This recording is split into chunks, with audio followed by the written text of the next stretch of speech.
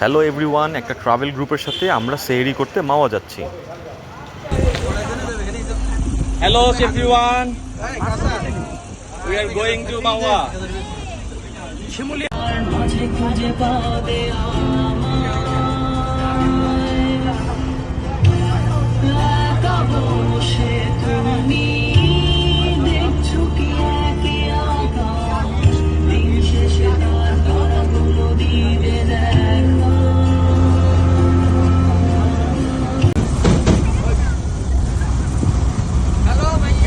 Hello everyone.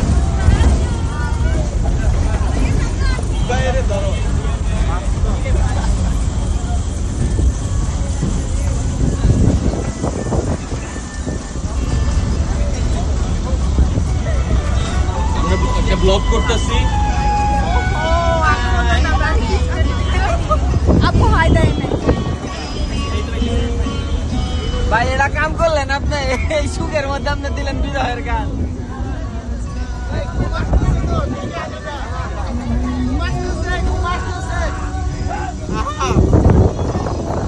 মাও দেখা হবে সবার সাথে।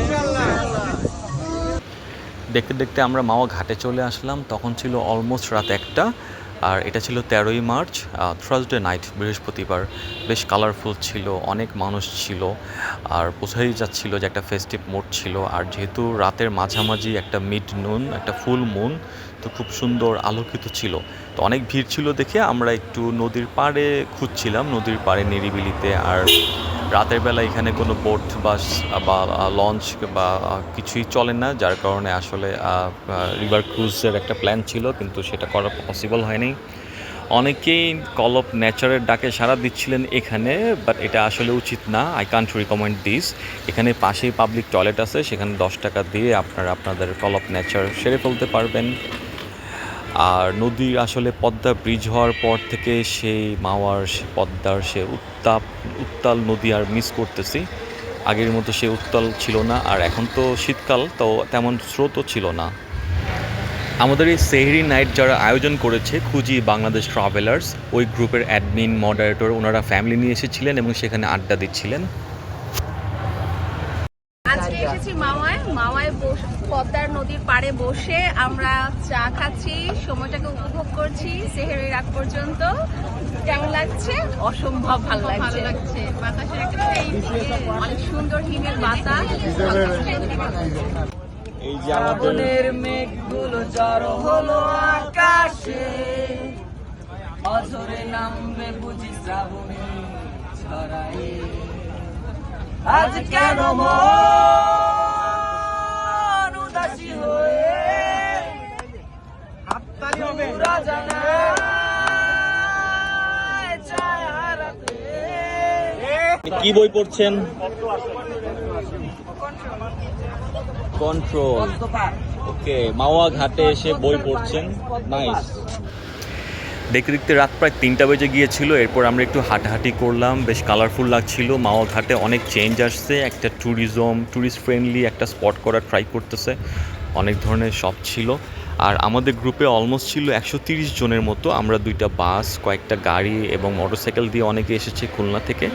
তো সবার জন্য একটা রেস্টুরেন্টে খাবার বুক করা ছিল। আমরা 4টার দিকে সবাই এখানে একসাথে বসে পড়লাম। খুব ভালো একটা ফেস্টিভ একটা মুড ছিল। এখানে কয়েক রকমের ভর্তা ছিল, ভাজি ছিল, ইলিশ মাছ ছিল, খাবারের পর ড্রিঙ্কস ছিল, সব মিলিয়ে চমৎকার আয়োজন ছিল।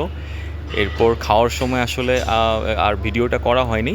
খাওয়ার পরপরই আমরা দেখা গেল ফ্রেশ ট্রেশ হয়ে তখন আজানের প্রস্তুতি। তা আমরা ফ্রেশ ট্রেশ হয়ে অজু করে নামাজের জন্য চলে গেলাম সেই মাওয়া ঘাটেই, একদম স্পিড বোটের যে ঘাটটা সেখানে, রানীগাঁও বাইতুল আমান জামে মসজিদে।